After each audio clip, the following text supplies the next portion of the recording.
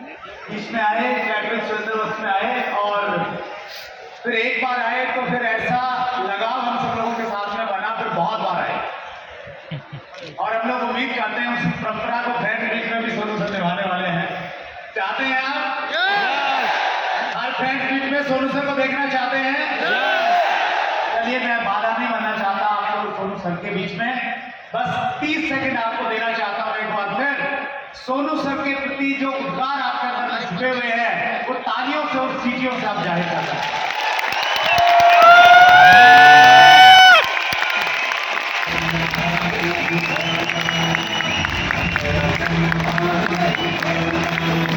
Direct selling Sonu Sharma बगैर अधूरा है। कितना बात है, ये बात मानना पड़ेगा।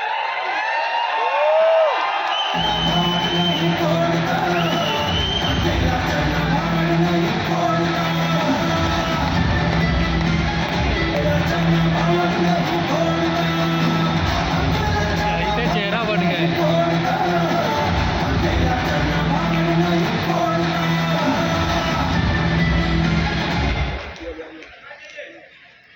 Good morning everybody. Good morning. मेरा आवाज पहुंच रहा है पीछे तक? यस।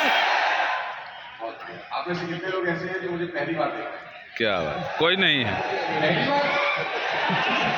ऐसा कोई नहीं है। पहली बार देख रहे हैं?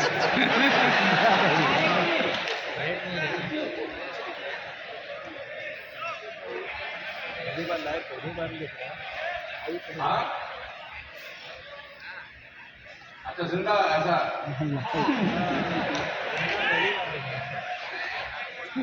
सबसे पहले तो आप लोगों का बहुत बहुत स्वागत, जहाँ से भी आप आए हैं देश के अलग अलग। ये बात सही है, खुली आंखों से तो पहली बार देख पा रहे हैं कि आप अपना बहुत बहुत कीमती टाइम निकाल के पैसा खर्च करके यहाँ पर पहुँचे हैं। बहुत नाक से देख रहे थे, फिजिकली नहीं देख रहे थे, फिजिकली बोले डिजिटली देख रहे थे।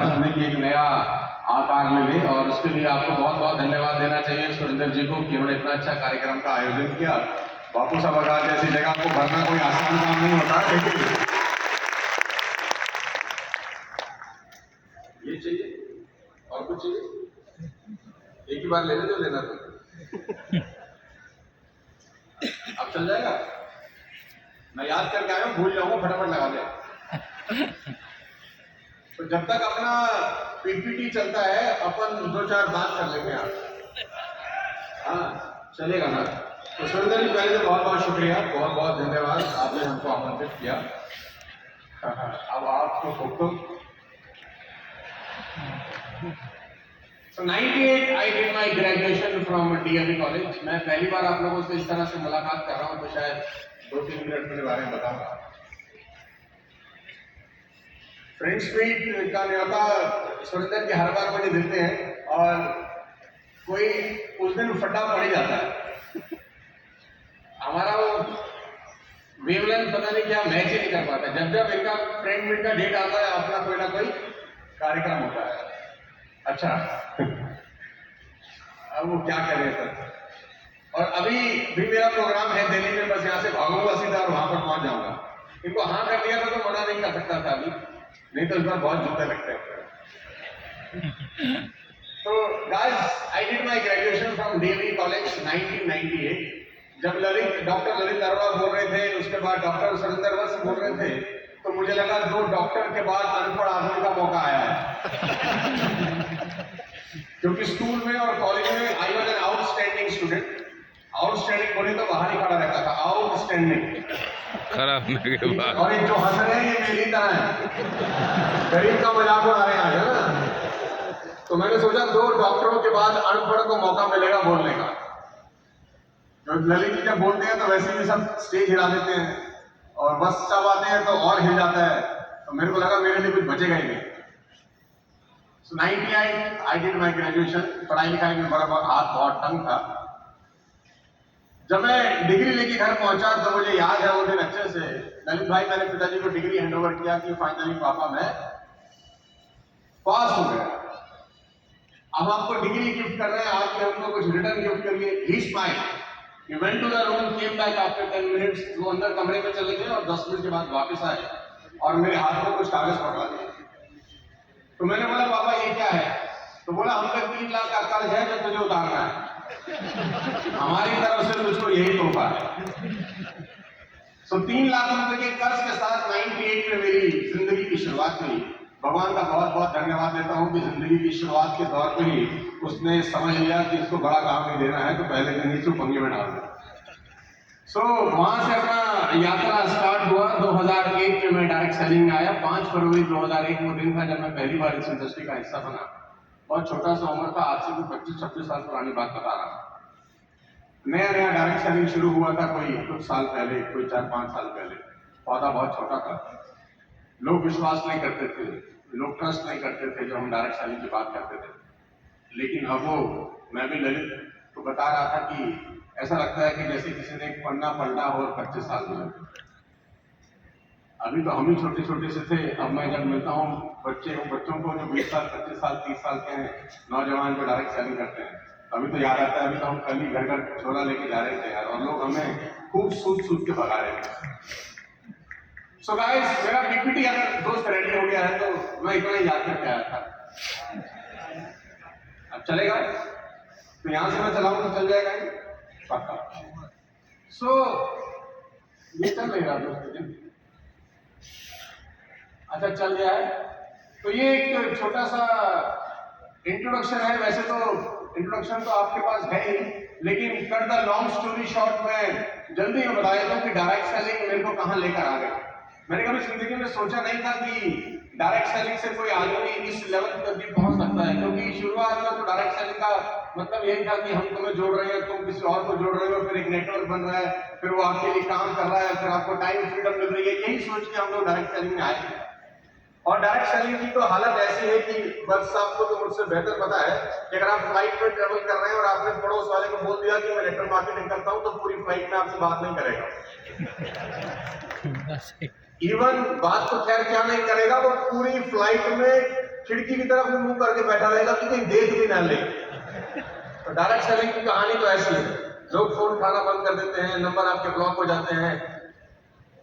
सो मैंने कभी जिंदगी में सोचा नहीं था कि डायरेक्ट सेलिंग करते करते, जो कि इतना बदनाम प्रोफेशन हो चुका था देश के अंदर, और आज भी कोई छवि बहुत अच्छी नहीं है, स्थितियां यहां तक पहुंचेंगी कि आज भारत के अंदर आपको जो मैं स्लाइड दिखाने जा रहा हूं, आपको अच्छा लगेगा जान के कि मैं 200 कंपनियों को ट्रेन करता हूं पूरे हिंदुस्तान की जो टॉप मोस्ट ऑर्गेनाइजेशन है, उनका मैं ट्रेनर हूं। उनके बिजनेस को अपलिफ्ट करने के लिए मैं उनको ट्रेनिंग देता हूं। पूरे दिन का वर्कशॉप होता है। कुछ कंपनीज 5-5 साल के मेरे साथ एग्रीमेंट में है, कुछ कंपनियां 3-3 साल के एग्रीमेंट में है, कुछ कंपनियां 2-2 साल के एग्रीमेंट के लिए हैं। बहुत कम ऐसा होता है जब किसी कंपनी का एक इवेंट करता हूं, बहुत कम ऐसा होता है जब किसी कंपनी के 2 या 3 इवेंट करता हूं। लोग बहुत लंबा डील क्लोज करते हैं। तो मैंने कभी जिंदगी में सोचा नहीं था कि डायरेक्ट सेलिंग करते कहानी वहां तक पहुंच जाएगी। लेडीज एंड जेंटलमैन, ये डायरेक्ट सेलिंग की ही ताकत है, ये डायरेक्ट सेलिंग का ही आत्मबल है कि कोई इंसान एक साधारण परिवार से निकल के डायरेक्ट सेलिंग के रास्ते से होता हुआ उन कंपनियों में चले जाए जो 20,000, 30,000, 50,000 करोड़ का बिजनेस कर रही है। मैं अभी 1 महीना पहले ही यहाँ था, इसी प्रोग्राम, यहाँ SBI का इवेंट था, SBI लाइफ इंश्योरेंस का। तो करीब ऐसे 5,500-6 हजार लोग थे। फुल डे मैं उनको सिखा रहा था कि इंश्योरेंस कैसे बेचना जाएगा। तो cut the long story short, ये इंडस्ट्री इतनी ताकतवर है कि आप अपनी कल्पना से भी आगे जा सकते हैं। आज से कोई 20 साल पहले अगर मुझसे कहता कि सोनू सर आप यहाँ तक पहुंच जाएंगे, तो मैं उसकी बात पर विश्वास करता ही नहीं यार। मैं बोलता झूठ बोल रहे हो, ऐसा कहाँ होता है, 10-20 लाख रुपए आ जाए वही बहुत है। लेकिन शुरुआत से लेकर अब तक इस पड़ाव में बहुत कुछ देखा, पूरे हिंदुस्तान ट्रेवल किया, पूरी दुनिया में ट्रेवल कर रहा हूँ। और जेन्युइन कहानी तो यह कि 365 के 365 दिन करीब ब्लॉक ही है। मतलब अपने ही लिए टाइम देखने के लिए अपना कैलेंडर खोलना पड़ता है कि भाई जा सकते हैं कि नहीं जा सकते। और ये ताकत सिर्फ और सिर्फ डायरेक्ट सेलिंग की वजह से है। तो आप सही हाथों में है, सही इंडस्ट्री में है। If I can do, anybody can do. कोई भी कर सकता है, कहीं से भी उठ के आ सकता है और किसी भी लेवल पे पहुंच सकता है। तो कल को कोई डायरेक्ट सेलिंग का मजाक बनाए आपके सामने, डायरेक्ट सेलिंग को गलत बोले आपके सामने, तो बिल्कुल आंखों में आंखें डाल के बात करना कि हम हिंदुस्तान की नहीं, दुनिया की सबसे पाक साफ इंडस्ट्री का हिस्सा है जो लोगों को ऊपर उठाने का काम करती है। और छाती चौड़ी करके बोलना मेरे दोस्त, मैं और तो बहुत सारी चीजें आपको बता सकता हूं डायरेक्ट सेलिंग में कामयाब होने के लिए, लेकिन जितना मेरे को टाइम इन्होंने दिया है, मुझे लग रहा है सबसे ज्यादा जूस इन्होंने मेरा ही निकालना है। सेलिंग में कामयाबी होने के बहुत सारे रास्ते हैं, लेकिन मैं कुछ चीजें अपने पिछले 25 साल के एक्सपीरियंस से आपके साथ शेयर करना चाहता हूँ। सुनना चाहते हैं तो बोलिए हाँ। हाँ। अच्छा, ऊपर लग रहा है कि कोई बैठा ही नहीं है। अच्छा, अभी नीचे वाले आवाज ना करें, मैं चाहता हूँ खाली ऊपर वाले की आवाज सुने। देखिए कि ऊपर वाले ज्यादा ऊपर तो नहीं निकल गए। मैं 3 तक काउंट करूंगा और जितना अंदर तक का दम है लगाना है सबको, ठीक है? 1 2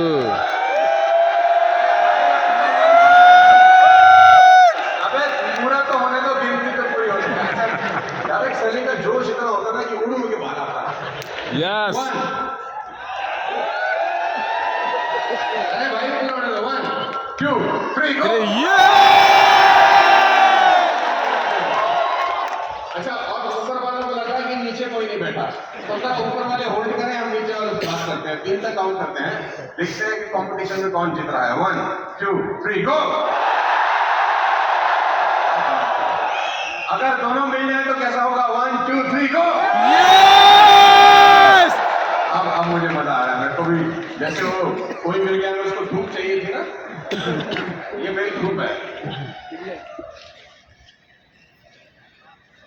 जादू को धूप चाहिए था। जादू ही ना हाँ। प्रोफेशनल लोगों का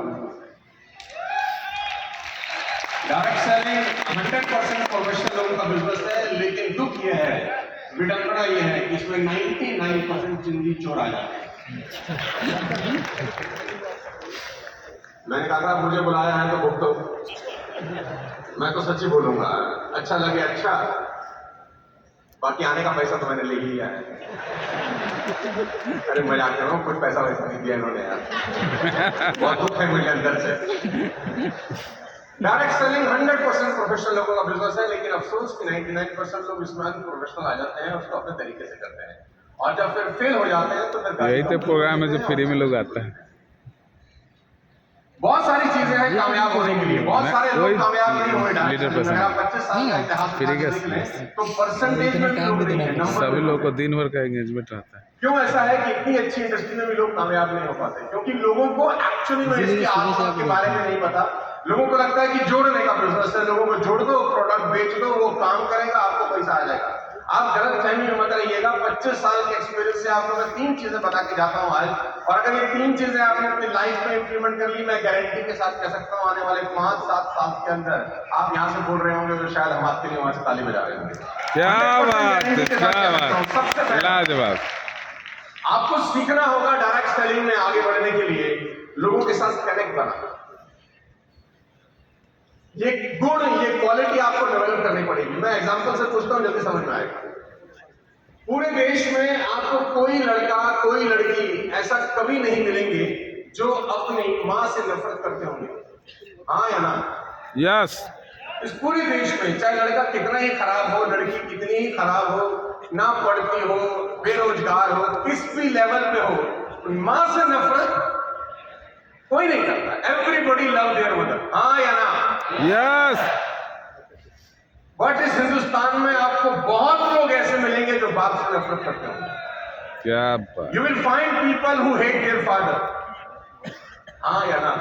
यस। विडंबना यह है कि दोनों ने ही पैदा किया है, मां और बाप का बराबर कंट्रीब्यूशन है किसी बर्थ के लिए, लेकिन मां से नफरत करने वाला आपको पूरे देश में ढूंढने नहीं मिलेगा। पिता से नफरत करने वाले लोग आपको मिल जाएंगे, और नफरत करने वाले लोगों की इंतहा इमोशनल अत्याचार है इसमें। ऐसा लगता है कि आदमी हमारे घर में कर क्या रहा है। मेरी मां इमोशन अकेली इफेक्ट बहुत करता थी है। मुझे पालने के लिए, ये एक्स्ट्रा है, इससे तो नहीं होता तो ठीक था। मैं बोलेगा है कि नहीं? पिताओं का अपमान नहीं कर रहा, मैं खुद 2 बेटियों का बाप हूं, मैं कुछ समझाने की कोशिश कर रहा हूं, लेके जाता हूं उसी पॉइंट पे। तो कभी गौर करिए और सोचिए कि ऐसा क्यों होता है कि पिता से नफरत करने वाले लोग मिल जाते हैं, मां से नफरत करने वाला कोई नहीं मिलता। उसका सीधा सा जवाब देता हूं, लंबी कहानी को छोटा बनाकर। मां बच्चों के साथ हमेशा कनेक्ट बना के रखती है, Yes. और बाप बच्चों को हमेशा करेक्ट करता रहता है, बस इतना ही फर्क है। बस कहे ना कि इमोशनल अत्याचार। Mother connect, father correct. Correct. इतना सिंपल सा डिफरेंस अगर किसी को समझ में आ जाए तो वो डायरेक्ट सेलिंग में मीलों आगे निकल सकता है अपने हमसफर से जो उसके साथ काम कर रहे हैं। डायरेक्ट सेलर की सबसे बड़ी प्रॉब्लम यह है कि वो पिता की तरह डांटता ज्यादा है, मां की तरह मोहब्बत कम करता है। क्या बात। जैसे आप अपना ही बनते हैं, 10, 20, 50 लोगों का नेटवर्क बनना शुरू होता है, आप देखिए आप में मां के गुण खत्म हो जाते हैं, बाप के गुण आना शुरू हो जाते हैं। और जो बाप गलत नहीं है, बाप एक ही होता है। वो अपने घर में अगर बच्चे को डांट रहा है तो गलत नहीं कर रहा है, लेकिन तरीका जो वो अपनाता है वो तरीका गलत है। घर आते ही चिल्लाना शुरू करता है, तुझे ये नहीं पता, दुनिया बहुत खराब है, बाहर निकलेगा तो तुझे पता चलेगा, तेरे बाप ने कितनी मेहनत से पैसा कमाया है, मुझे क्या पता, तू तो घर बैठा रहता है, बाहर निकल दुनिया के। ऐसे ऐसे डायलॉग मारता है कि उसका बच्चा उससे कभी कनेक्ट ही नहीं हो पाता। ऑन द अदर हैंड मां को देखिए तो मां किस तरीके से परवरिश करती है कि उसको मिलने वाली डांट भी अपने ऊपर झेल लेती है। बाप डांटेगा, अब उसको पता होता है मां को, तो मां बच्चे को अपने आंचल में छुपा लेती है कि मेरा पति इसको डांटना है। उसके अच्छे बुरे कर्मों में भी पर्दा डालती है ताकि किसी भी तरीके से मेरा पति या कोई भी आजू बाजू वाला व्यक्ति मेरे बच्चे को आज। तो मां का जो प्यार अपने बच्चे के लिए है ना, वो बच्चे के साथ उसको ऐसा कनेक्शन बना देता है कि वो मां के लिए मरने मिटने के लिए तैयार हो जाता है, लेकिन कभी मुंह से मां के लिए गलत नहीं बोलता। ऑन द अदर हैंड पिता के साथ वो कनेक्शन होता ही नहीं। बहुत सारे बच्चों का पिता कनेक्शन नहीं बनाता, सिर्फ करेक्ट करता है, तू ठीक नहीं है, ये नहीं है, वो नहीं है, डायलॉग बाजी मारता है। बात गलत नहीं है, उसका तरीका। तो समझने की चीज ये है, एज अ अपलाइन आपको कनेक्शन बनाना सीखना होगा अपनी टीम के साथ। अगर आप कनेक्शन नहीं बना सके ना, आप कितने भी गुणवान क्यों ना हो, 10, 15, 20 साल क्यों ना आपने गुजार दिए हो, आपका बिजनेस में ग्रोथ नहीं होगा, क्योंकि लोग आते जाएंगे छोड़ते जाएंगे, आते जाएंगे छोड़ते जाएंगे, नया आएगा पुराना चला जाएगा, नया आएगा पुराना चला जाएगा।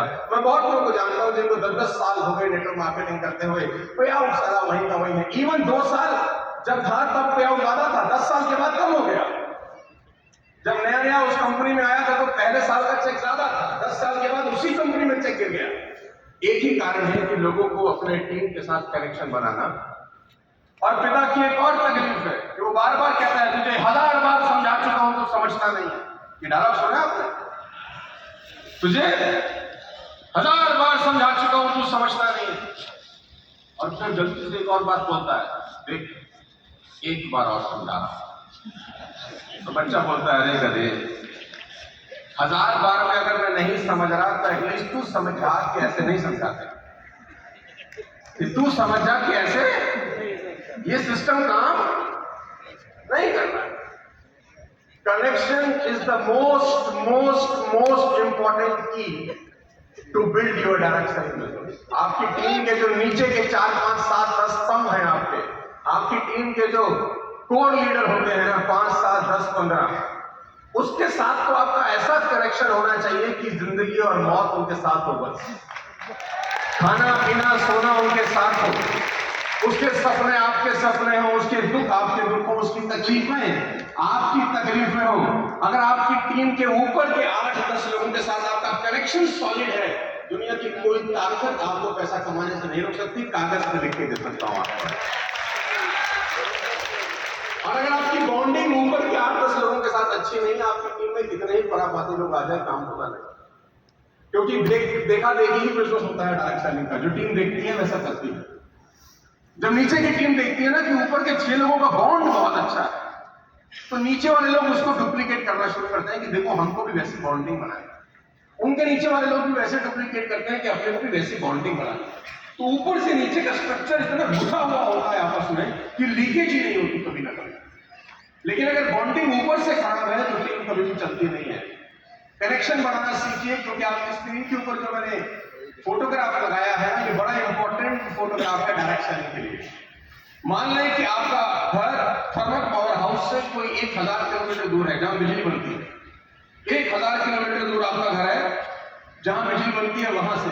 लेकिन जैसे ही आप अपने घर का स्विच ऑन करते हैं, फट से लाइट जल जाती है, अगर घर 1000 किलोमीटर दूर भी क्यों ना हो जहां बिजली बन रही है। हाँ या ना? आपका घर थर्मल पावर हाउस के बिल्कुल बगल वाला ही क्यों ना हो, अगर कनेक्शन नहीं है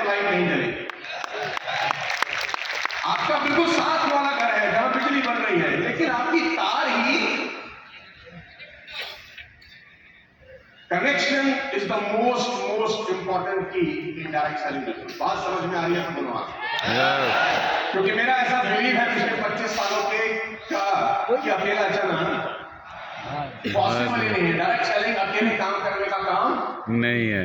ही नहीं। आप अकेला कितना प्लान दिखा देंगे, 10 घंटे से ऊपर आप काम नहीं कर सकते। जैसे जैसे उम्र बढ़ेगी, शरीर की मेहनत करने का जो ताकत है वो ऑटोमेटिक कम हो जाएगी। आप रोक नहीं सकते, हमारे पिता कोई नहीं रोक सकता। तो टीम ही चाहिए एक्चुअली में जो नेटवर्क बिल्ड करती है, और टीम तब बिल्ड करती है जब उसकी बॉन्डिंग होती है उसके अपलाइन के साथ। पहली बात, टीम वर्क में आपको मैं 2-3 चीजें बता देता हूं, आपके काम की है। सुनना चाहते हैं तो बोलिए हाँ। मैं तो कभी कभी, अभी तो मैं डायरेक्ट सेलिंग बहुत दूर हो गया, मेरे पास थोड़ा सा समय कम रहता है, तो पार्ट टाइम में ही कर रहा हूँ। आपसे काहे को झूठ बोलूं, तो कभी कभी तो मेरा मन था कि मैं डायरेक्ट सेलिंग छोड़ के वापस अपना जो कॉर्पोरेट है उसको और फुल फ्लेज बढ़ाना शुरू करूं। मैं तो डायरेक्ट सेलिंग छोड़ना चाहता हूं, डायरेक्ट सेलिंग मुझे नहीं छोड़ पा रही, तो वो मैं छोड़ता हूं फिर पकड़ लेती है मुझे।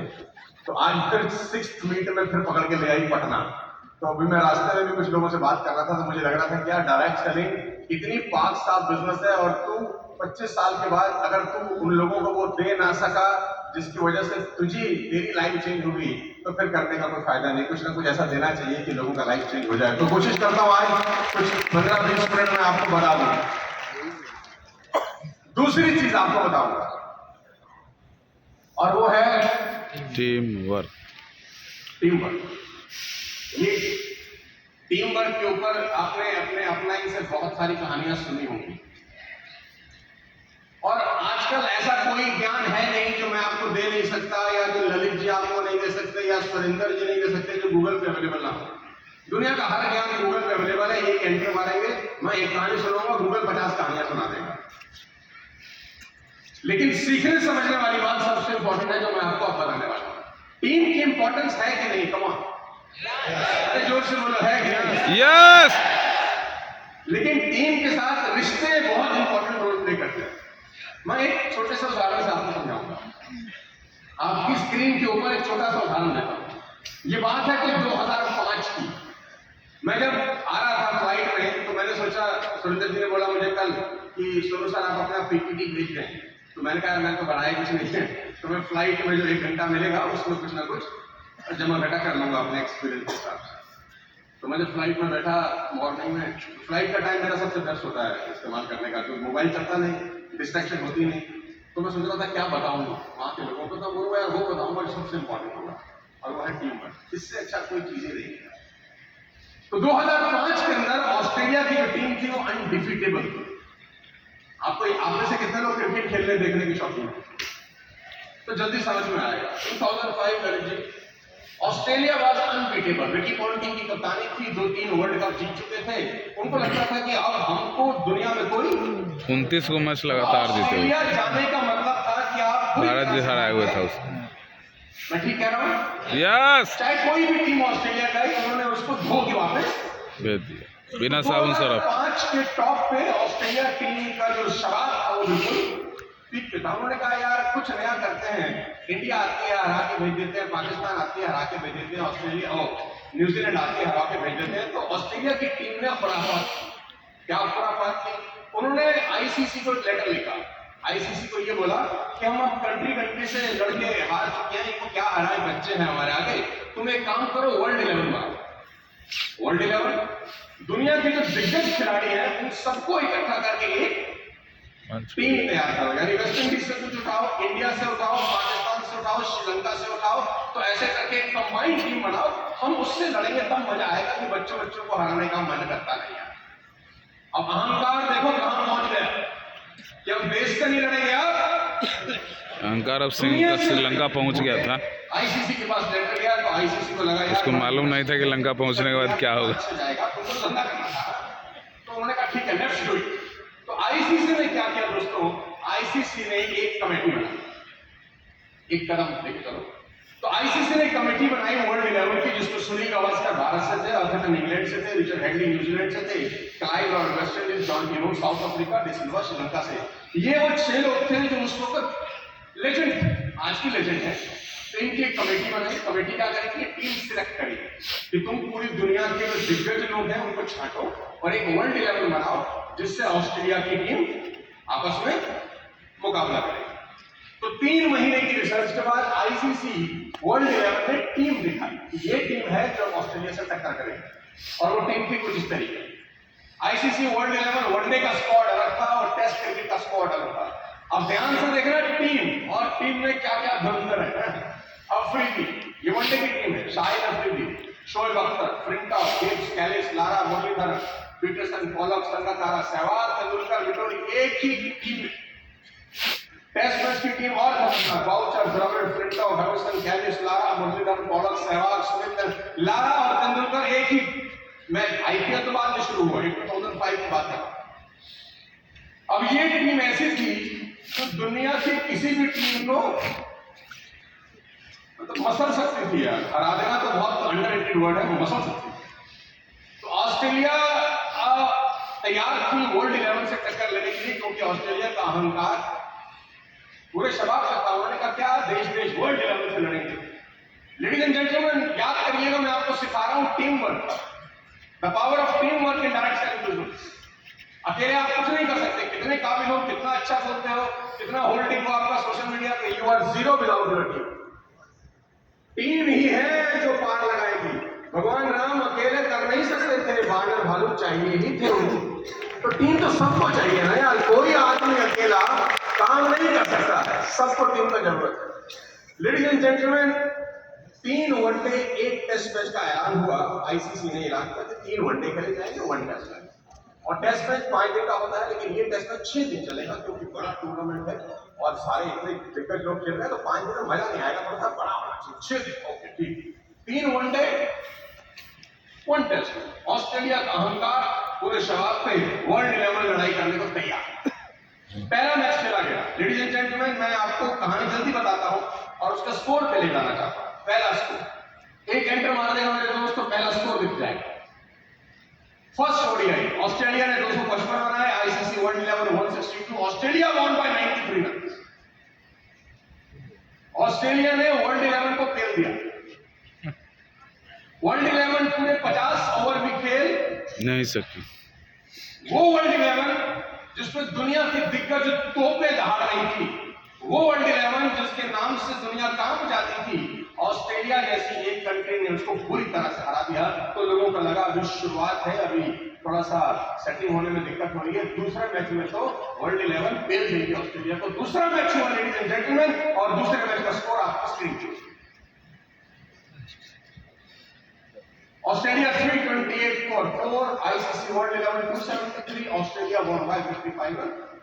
ऑस्ट्रेलिया फिर से दूसरा मैच जीत गई। वर्ल्ड 11 पूरे 50 ओवर भी नहीं खेल सकते, नो प्रॉब्लम। तीसरा प्रतिष्ठा का सवाल था कि अब करो या मरो, बहुत बेइज्जती होगी इस वक्त, तो ऑस्ट्रेलिया को ऐसे हराओ ताकि दोनों मैच का बदला लिया जा सके। तीसरे मैच का स्कोर आपकी स्क्रीन के ऊपर, दोनों के बराबर कर दिया। Australia won by 156 run. And you will be surprised कि तीनों ही मैच में आईसीसी वर्ल्ड 11 की टीम 50 ओवर नहीं खेल सकती। हर मैच में 50 ओवर से टीम पहले ही सिमटती जा रही है। वो टीम जिसमें दिग्गज खिलाड़ी खेल रहे थे, वो टीम जिसके एक एक खिलाड़ी पूरी टीमों पर भारी पड़ते थे। अगर सचिन तेंदुलकर अकेले पूरी टीम पर भारी थे, ब्रायन लारा अकेले पूरी टीम पर भारी थे, शोएब अख्तर अकेले पूरी टीम पर भारी थे। एक एक दिग्गज, एक एक मोती ऐसा था जिसकी कोई कीमत ही नहीं थी। लेकिन जब सबको इकट्ठा किया गया तो हालत खराब हुई। तीनों के तीनों मैच ऑस्ट्रेलिया जीत गया, नो प्रॉब्लम। चौथा टेस्ट मैच बचा था, इनको लगा कि अब बदल लेंगे, नो प्रॉब्लम। चौथे टेस्ट मैच का स्कोर आपकी स्क्रीन के ऊपर। Australia won by 201 run. Ladies and gentleman, Australia ने बनाए 345, 199, ICC world 11 199 and 144 only. Australia ने वर्ल्ड 11 को धोया नहीं, उनको औकात बता दी। अभी कहानी सुनाने के पीछे मैं आपको क्या बताना चाहता हूं वो बता रहा हूं, आप उसको सुना ध्यान सुनेगा। डायरेक्ट सेलिंग में हर आदमी कामयाब होना चाहता है, लेकिन 99% लोग कामयाब नहीं होते, और जो लोग कामयाब नहीं होते उसमें 90% टैलेंटेड लोग हैं जो कामयाब नहीं होते। क्या बात। दुख इस बात का है, इस बात का दुख नहीं है कि नालायक थे और इसलिए फेल हो गए, इस बात का दुख है कि लायक थे और कुछ नहीं कर सके। कारण सुन बता रहा हूं आपको, आपकी स्क्रीन के ऊपर रिकी पॉन्टिंग ने वर्ल्ड 11 को हराया बहुत बुरी तरह से। लेसन दे रहा हूं, आप घर लेके जाइए। ये एक लेसन आपकी सारी डायरेक्ट सेलिंग की जो नॉलेज है ना उसके बराबर होगा मेरे दोस्त। आपने आज तक डायरेक्ट सेलिंग में जो सीखा है, this one lesson is equal to all the learning. आपकी स्क्रीन पे पढ़ लो। Definition of a winning team. Winning is not about having talented team. It's about aligning ordinary team. Talented लोग आपकी टीम में हो उससे आप मैच जीतोगे कभी नहीं होता। आपकी टीम में ऑर्डिनरी लोग होने चाहिए, लेकिन वो अलाइन होने चाहिए, आपस में गुथे हुए होने चाहिए, उनका रिलेशनशिप एक दूसरे के साथ जबरदस्त होना चाहिए, उनकी फीलिंग एक दूसरे के साथ जबरदस्त होनी चाहिए। टैलेंट का कोई मतलब ही नहीं है इस पूरे देश में। मैं 25 साल से घूम रहा हूं, मेरे दोस्त दुनिया की टॉप ऑर्गेनाइजेशन के साथ काम करता हूं, उन कंपनी के साथ काम करता हूं जो 30,000 40,000 करोड़ का बिजनेस चल रही है, और मैं उनके बोर्ड रूम में बैठ के उनको कंसल्ट करता हूं कि और धंधा कैसे बढ़ाया जा सकता है। मैंने ये नोटिस किया है पिछले 10 साल में कि जितने भी लोगों ने बड़े बड़े एम्पायर सेट किए हैं, ऑर्डिनरी लोग 100% ऑर्डिनरी लोग हैं, लेकिन उनकी जो ऊपर की 20-25 लोगों का टीम है ना, इतनी खतरनाक बॉन्डिंग है कि आंख के इशारे से समझते हैं कि सामने वाले को क्या चाहिए।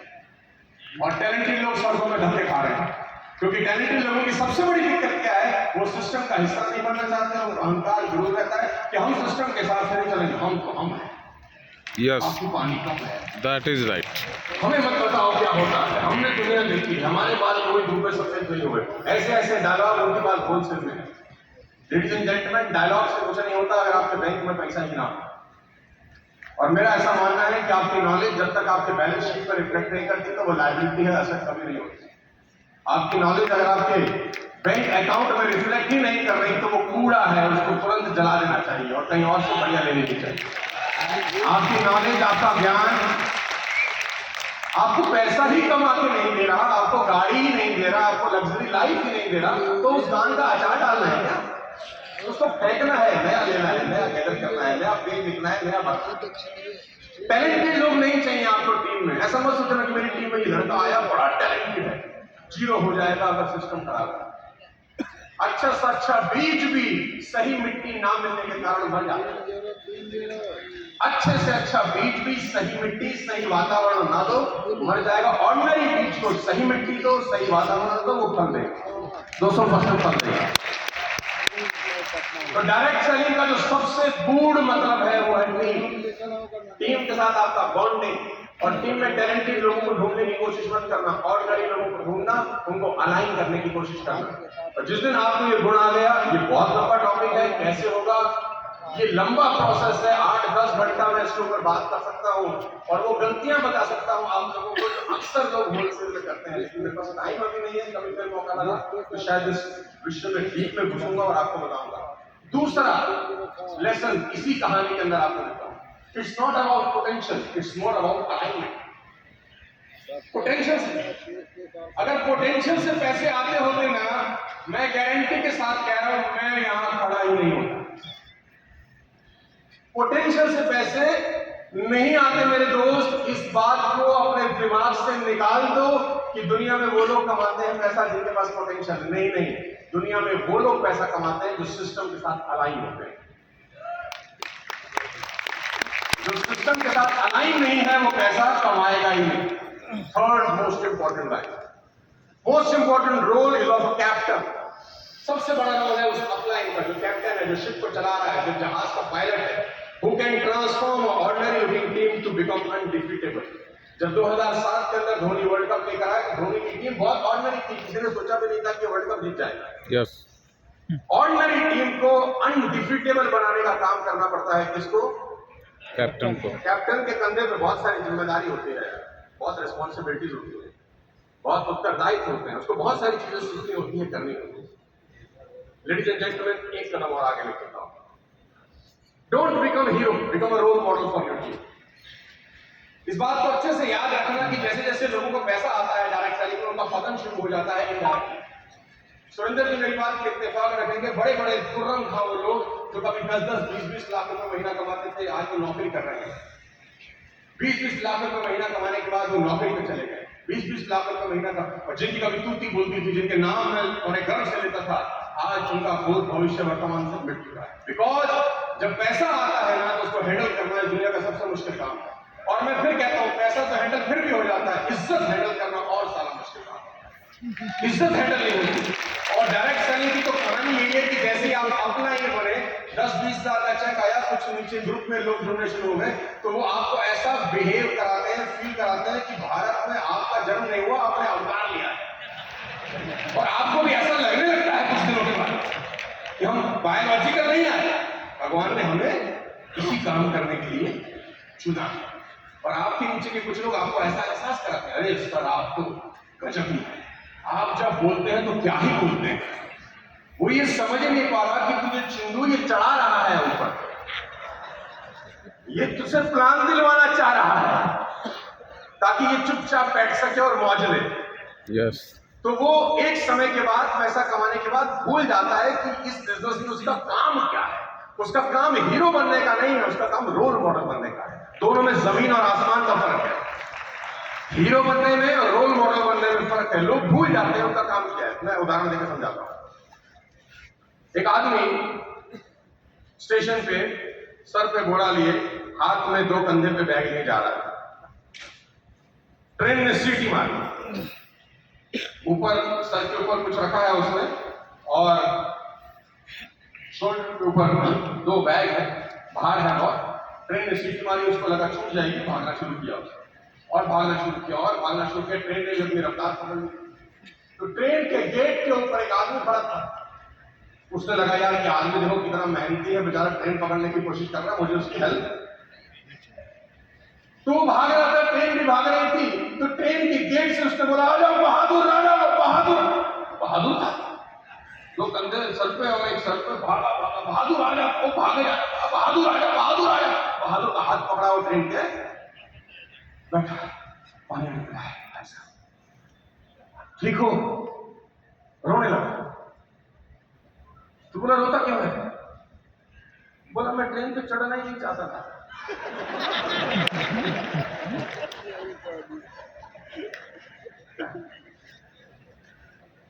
और जोर से रोने लगा। बोला अब क्या हुआ? बोला जिसको चढ़ाने आया था वो तो प्लेटफॉर्म पे ही छूट गया। तो बोला उल्लू के पट्टे पे ट्रेन में चढ़ा क्यों? तो बोला आदमी ने कहा आजा बहादुर, आजा बहादुर, आजा बहादुर, बहादुर। तो मैं बहादुर बन गया और वो करने लग गया जो मुझे करना। एमएलएम में बहुत सारे बहादुर बन जाते हैं जो ट्रेन पे चढ़ जाते हैं, जो उनको चढ़ना। डिटेल में समझाने में मत बोलना, इतने में तुम समझ गए होगे। यस कहते हैं ना कि लोहे को सिर्फ उसका जंग खुद ही खराब करता है, कोई नहीं करता। मैं एमएलएम में 25 साल में बहुत लोगों को मिला हूँ, जानता हूँ, और मैं कभी कभी उनको देखता हूँ तो मुझे लगता है कि काश इसने ये 2 चीजें नहीं की होती तो आज ये दुनिया को रूल कर रहा होता। काश ये नहीं करता ऐसा तो ये दुनिया को रूल कर रहा होता। डायरेक्ट सेलिंग ऑर्डिनरी लोगों का ही बिजनेस है भैया, यहाँ कोई टैलेंटेड लोग नहीं चाहिए। टैलेंटेड में सब IAS IPS हो जाते हैं। डायरेक्ट सेलिंग उन लोगों का, हमारे जैसे लल्लू लोगों का काम है जिनके पास कोई काम नहीं था और डायरेक्ट सेलिंग में आ गए और अपनी किस्मत आजमाने बैठ गए। ऑर्डिनरी लोग अलाइन हो जाएं तो क्या कमाल हो सकता है। एक छोटा सा उदाहरण देखिए, इस टॉपिक को क्लोज कर रहा है। छोटा सा उदाहरण, मैं अभी गुजरात में था कोई 5 दिन पहले, वहां भी मैंने एग्जाम्पल दिया, आपको दोबारा देता। अलाइनमेंट का सबसे बड़ा एग्जांपल क्या है वत्सा? अलाइनमेंट का सबसे बड़ा एग्जांपल यह है कि 2 लोग गुजरात से दिल्ली आए 15 साल पहले। गुजरात से 2 लोग आए दिल्ली 15 साल पहले। साला जा ही नहीं है, पहली कॉल की तरह, और मुझे लगता है अगले 5000 साल जाने वाले भी नहीं है। See the power of alignment. When only 2 people are aligned, they can rule the world. लोग गुजरात से आए थे। सिर्फ 2 लोग, ऐसा नहीं है कि वो जितने टैलेंटेड है उतना टैलेंट हिंदुस्तान में किसी के पास नहीं होगा। Let me make you clear, उनसे ज्यादा टैलेंटेड लोग उनके नीचे उनको नमस्ते करते होंगे। लेडीज एंड जेंटलमैन, टैलेंट का कोई लेना देना नहीं है, अलाइनमेंट इंपॉर्टेंट है। अगर 2 लोग अलाइन हो जाए तो पूरे देश को रूल कर सकते हैं मेरे दोस्त। आपकी टीम में अगर 8-10 लोग अलाइन हो जाए तो क्या नहीं कर सकते यार। Alignment, ladies and gentleman, it's all about alignment, it's not about talent. ये मत सोचना हम टैलेंटेड नहीं है, टैलेंट नहीं है तो खुशकिस्मत हो, भगवान को धन्यवाद देना कि कोई टैलेंट नहीं है, सिस्टम से चलना पड़ेगा। टैलेंटेड लोगों में यही तो गुमान होता है कि हमको सिस्टम से चलने की क्या। थर्ड लास्ट ऑफ टुडे, आज इतना ही बताऊंगा, फिर कभी डायरेक्ट सेलिंग का मौका मिला तो डिटेल में समझाऊंगा। बड़े सारे लोग मुझे बोलते हैं कि आप डायरेक्ट सेलिंग तो बोलते नहीं है आजकल, थोड़ा बहुत ही टाइम कम मिलता है आजकल हमारे को, थोड़ा पैसे मुझे कमाने में लगे हैं ज्यादा। पैसा आदमी से क्या ना कराए, भगवान तेरा भला करे, तेरा ब्याह हो अच्छे से, 2-4 हो जाएं, ब्राह्मण को पानी पिलाया, ईश्वर मुझे पसंद रखे। अभी चरणामृत हो गया है, घर में छिट्टा मार देना। अरे मजाक कर रहा हूँ, महामंत्र ईश्वर की। Third, this is the most important learning of any direction. Number 1, I teach you how to make a great connection. Number 2, I teach you the power of aligned team. Number 3, commitment. This is the extremely important quality for any leaders, not even in direct selling, but everywhere you go. Commitment build trust. कितने लोग believe करते हैं इस बात में? इस दुनिया का सबसे बड़ा झूठ यही है। Commitment does not build trust, ladies and gentleman. एक एंटर मारोगे तो अगली लाइन आएगी, honouring your commitment build trust. Commitment कहां से ट्रस्ट बिल्ड करती है? कमिटमेंट तो हम होलसेल में रोज कर रहे हैं। कमिटमेंट को ऑनर करना सबसे बड़ा इंपॉर्टेंट काम है जिससे ट्रस्ट बिल्डिंग होती है। और मैं फिर आपको बता दूं, मेरे 25 साल के एक्सपीरियंस में से कोई एक क्वालिटी अगर आप ले जाए ना, तो वो ये है कि अगर आपकी टीम आप पे ट्रस्ट नहीं करेगी, आप जितने ही महान क्यों ना हो, आपको पैसा आएगा ही। आपकी टीम को आप पे ट्रस्ट होना चाहिए, आपकी टीम पर आपको भरोसा होना चाहिए कि ये जो हमारा लीडर है, मैं डायरेक्ट सेलिंग के बहुत सारे बगैर लोगों को मिलता हूँ जिनके पास सिर्फ डायलॉग है, सिर्फ डायलॉग है। खुद ही को कर बुलंद इतना कि हर तकदीर से पहले खुदा बंदे से खुद पूछे बोल तेरी रजा क्या है। साले कहता कुछ है, करता कुछ है, होता कुछ है, तू रह गया खुदा के पास। लेडीज एंड जेंटलमैन, खूब बढ़िया आते हैं लीडर से। This is the false statement. Commitment trust build नहीं करता। कमिट तो आप रोज कर देंगे किसी को कुछ ना कुछ, लेकिन कमिटमेंट पूरी कर रहे हैं कि नहीं कर रहे, that's build trust. Let me give you an example. आप में से कितने लोग ऐसे हैं जो सुबह कभी ना कभी अलार्म लगा के उठे? कम ऑन, सभी लोग बिना अलार्म के नहीं उठते। Most of us, right? आपने कहीं मीटिंग में जाना है, आपका कोई ट्रेनिंग प्रोग्राम है या कोई भी आपकी अपॉइंटमेंट्स हैं, आपका कोई कमिटमेंट है, आपने अलार्म लगाया 6 बजे, 4:40 का, यू वेक अप 4:40 उठा। टेक्नोलॉजी ने हमें एक बहुत अच्छा फीचर दिया है, स्नूज। सुनो लो, सुनो पर यो आ गया, तुम फिर से मृत्यु शैया को प्राप्त हो गए। मृत्यु शैया, यस। फिर आंख खुलती है कोई 6:40 पे, दूसरी बार, और अंदर का आदमी जागता है, जाग जाग जाग, वो अपना ही ने बुलाया है ट्रेनिंग के लिए, वो प्लान पे जाना है, फॉलोअप पे जाना है, दुनिया भर के अंदर की चीजें जागती है, जा जा जा 6:40 हो चुके हैं, 6 बजे का अलार्म लगा था। जब सारी बात आती है फिर मन करता है उठ उठ उठ, wake up wake up wake up, get up get up get up. अचानक ध्यान आता है तो रात को आया, अभी तो बहुत लेट है।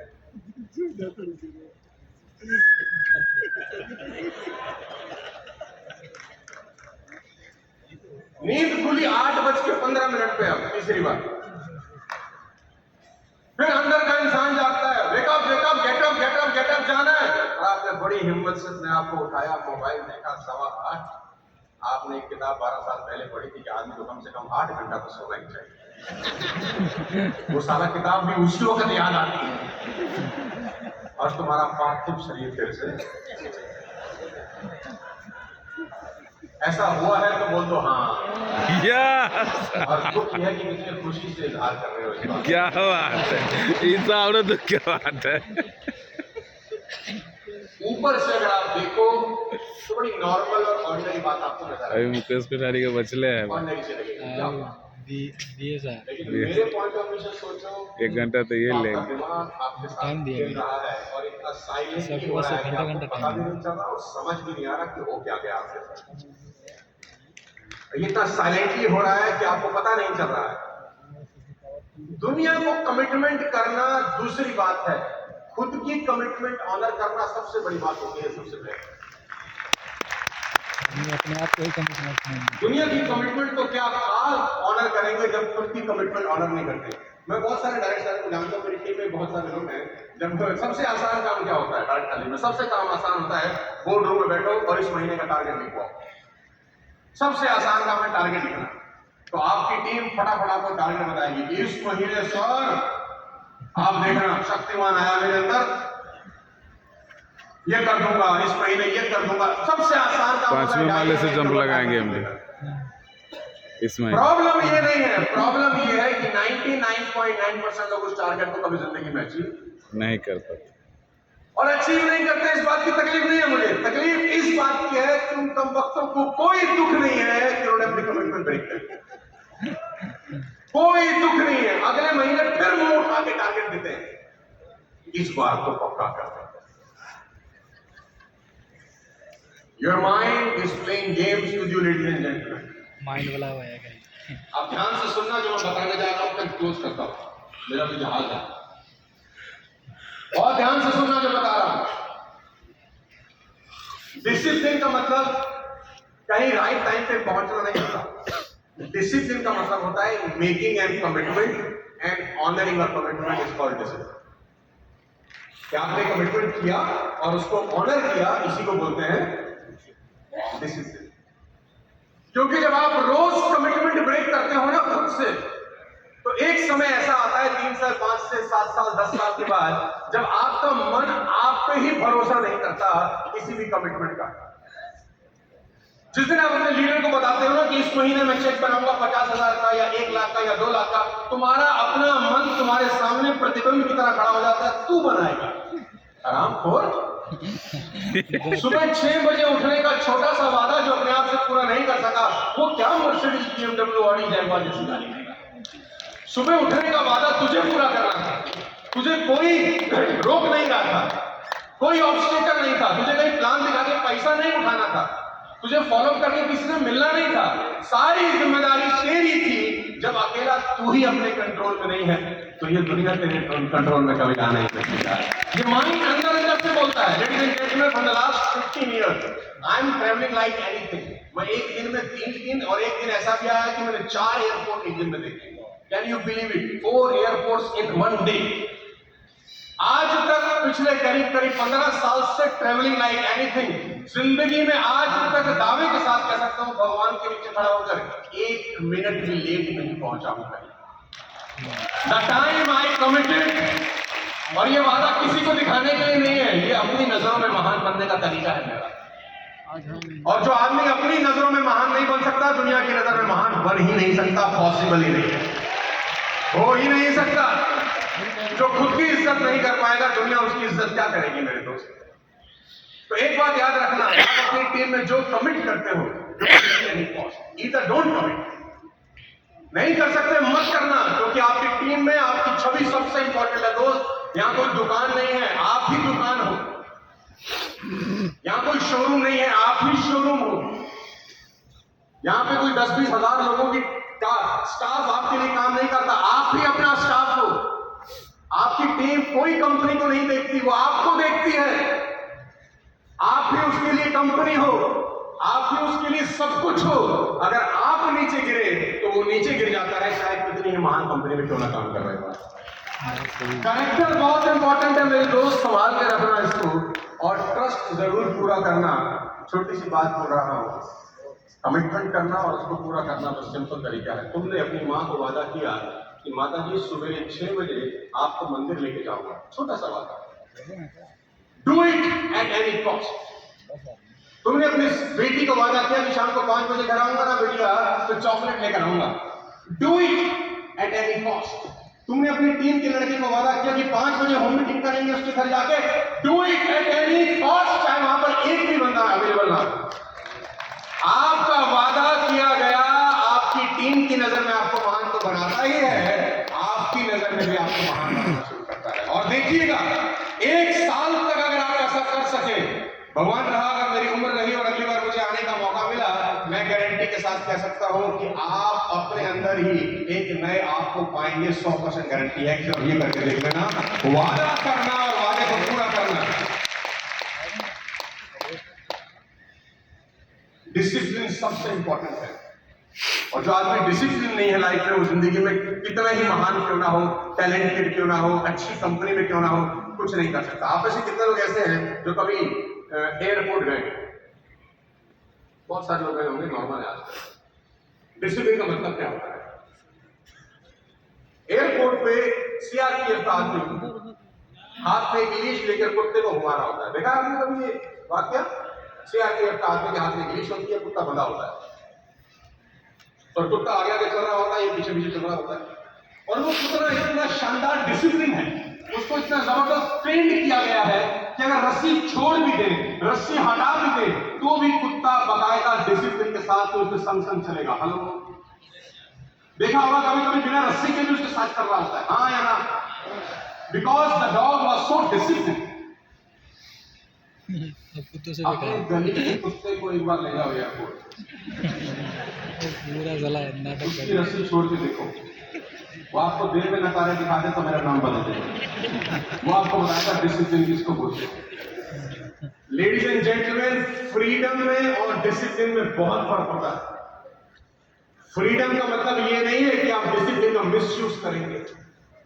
फ्रीडम का मतलब ये है कि जो फ्रीडम आपको मिली है वो पूरा का पूरा इस्तेमाल करेंगे अपनी लाइफ को अच्छा करने के लिए। पर हमारे देश में फ्रीडम की सबसे बड़ी प्रॉब्लम है। 200 साल की आजाद लड़ाई के बाद आजादी मिली, कहीं मर्जी थूक दो, कहीं मर्जी मूर दो, बात का राज है, कोई पूछता तो है नहीं।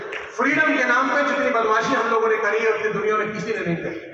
डिसिप्लिन इंपॉर्टेंट है दोस्त। ट्रेन में बैठे होंगे आप लोग, याद होगा कि ट्रेन पटरी पे डिसिप्लिन है, पटरी पे धड़क रही है, गड़ गड़ गड़ गड़ गड़ गड़ जा रही है मस्त। और आपने ट्रेन में देखा होगा बड़ा फैमिली एटमॉस्फेयर हो जाता है लॉन्ग जर्नी के अंदर। लोग अंताक्षरी खेल रहे होते हैं, लोग खाना खा रहे होते हैं, एक दूसरे के साथ खाना शेयर कर रहे होते हैं, हाँ या ना? नंबर एक्सचेंज हो जाते हैं, अंग्रेजी सिखाते हैं कि क्या कहते हैं प्रोस्पेक्टिंग कैसे करें ऐसी जगह पे, ठीक? तो बहुत अच्छा सा फैमिली का एटमॉस्फेयर है, सब मजा आ रहा था, पिकनिक का माहौल है। रीजन मजा क्यों आ रहा है अंदर? क्योंकि ट्रेन पटरी पे डिसिप्लिन है। अंदर के लोग मजा इसीलिए ले रहे हैं क्योंकि पटरी पे ट्रेन, अब ट्रेन को लगा बहुत हो गया discipline, let's enjoy some freedom, और वो पटरी छोड़ी खेत में उतर गई। अब खेलो अंताक्षरी, खाओ पराठे, तुम्हारा पराठा होने वाला है। फ्रीडम का मतलब ये नहीं है जो बहुत सारे लोग सोचते हैं। सही बात। At the end of the freedom में इंसान बिगड़ जाता है। Acai discipline by the friend, आगे से डिसिप्लिन है। आगे वाला इधर घुमाता है तो उधर जाती है, उधर घुमाता है तो उधर जाती है। कभी कभी काइट को लगता है कि ये धागा ही अवरोध है ऊपर उड़ने में, धागे की वजह से ऊपर नहीं उठ पा रहे। उसने बोला काट दो, काट दो, जा जहां उड़ रहे हैं उड़ जा। नो नो नो, अभी फ्रीडम तो है but it is not a kite anymore guy, it is just a piece of paper. कागज का टुकड़ा है, थोड़ी देर में लहरा लहू के कहीं ना कहीं किसी के पैरों में ही गिरा होगा। उसकी मजा तभी तक था जब वो धागे से डिसिप्लिन थी। लेडीज एंड जेंटलमैन, धागे से डिसिप्लिन है जब दुनिया बदल रही है। The time discipline goes, life has no value. मेरे 20-25 साल के करियर में मैं इसलिए ये सब बातें आपको बता पा रहा हूं मेरे दोस्त, क्योंकि कुछ चीजें जिंदगी में आपको कभी नहीं करनी चाहिए, बस इसका याद रखिएगा। जिसमें सबसे बड़ा है एथिक्स, और जिसमें सबसे बड़ी चीज है कि गलत मत करना। क्योंकि मेरा ये मानना है, और मैं इस बात को भुक्तभोगी हूं, मैंने बहुत जगह देखा है कि कर्मफल भोगना पड़ता है, घूम घाम के चीज वापस लौटती है और बहुत बुरी तरह से हिट करती है। आप जिस इंडस्ट्री में हैं, डायरेक्ट सेलिंग इंडस्ट्री में, बड़े सारे लोग बड़ी उम्मीद से आते हैं आपके पास, ऐसा आप नहीं कि ये हमारी जिंदगी बदल देगा। बड़े सारे लोग बड़ी उम्मीद से आते हैं, आपको 10,000 रुपये कर देते हैं, 5,000 रुपये कर देते हैं। बहुत सारे लोग चूड़ी बेच के देते होंगे, बहुत सारे लोग गहना बेच के देते होंगे, बहुत सारे लोग बच्चे की गुल्लक तोड़ के बेच देते होंगे। न जाने कैसे कैसे लोग बड़ी आस उम्मीद से आपके पास आते हैं। बस एक बात याद रखना कि आने वाला भविष्य में आप डायरेक्ट सेलिंग की इमेज अच्छे करने वाले इंसान के रूप में जाने चाहिए, खराब करने वाले इंसान के रूप में नहीं जाने जाने चाहिए। चॉइस है आपके पास।